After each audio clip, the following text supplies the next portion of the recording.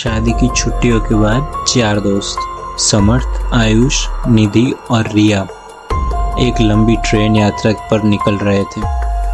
वे एक heritage train से उत्तराखंड के पुराने कान्हा स्टेशन जाने का प्लान बना रहे थे, जिसे लोग अंतिम दृश्य के नाम से जानते हैं।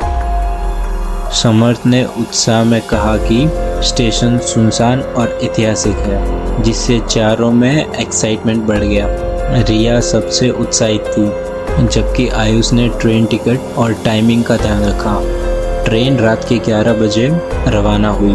खिड़की से घना जंगल, सूना ट्रैक और रहस्यमय शांत जंगल दिख रहा था। तभी ट्रेन रास्ते में रुकती है। तकरीबन 1:27 हो रहे थे तब सभी ने अपने आप को एक पुराने स्टेशन कान्हा जंक्शन पर पाया। वहाँ पसरी थी गहराती धुंध, बुझी बुझी रोशनी और मंच पर जलती एक लालटेन।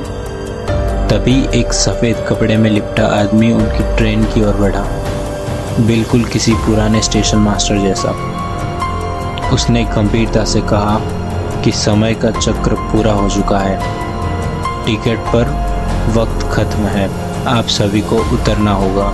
हैरान परेशान दोस्तों ने उसकी बातों पर यकीन न करते हुए भी ट्रेन से उतर गए।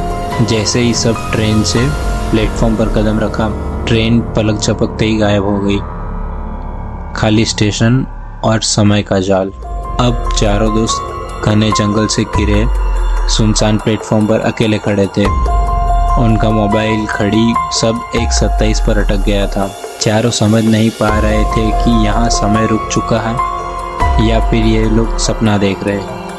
प्लेटफॉर्म पर लगे बोर्ड पर लिखा था, कान्हा जंक्शन, आखिरी ट्रेन बार 1942। स्टेशन पर भटकते हुए सभी को एक पुराना वेटिंग रूम मिला, जिसमें एक बुजुर्ग औरत बैठी थी।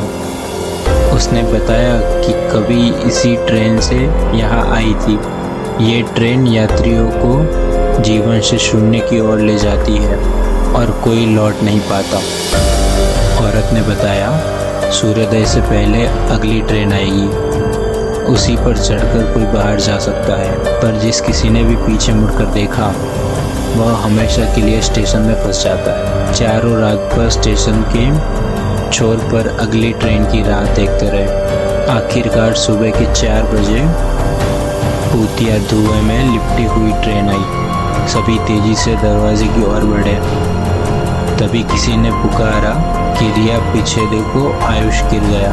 रिया ने मुड़कर सिर घुमाया, लेकिन उसे कुछ नहीं दिखा। बाकी 3 दोस्त ट्रेन में चढ़ने में सफल रहे, लेकिन रिया प्लेटफॉर्म पर ही रह गई। ट्रेन छूटी तो खिड़की से उन्होंने देखा, रिया पथराई आंखों से उन्हीं को देख रही थी। उसके पीछे वही बूढ़ी औरत थी, जो अब संतोष भरी मुस्कान के साथ उसका कंधा थामे खड़ी थी। समर्थ, निधि और आयुष दिल्ली स्टेशन पर लौट आए। उन्हें रिया याद ही नहीं रही, जैसे वह कभी उनके साथ थी ही नहीं।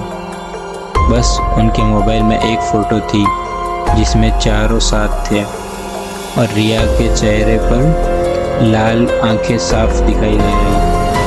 आज की कहानी यहीं पर समाप्त होती है। धन्यवाद।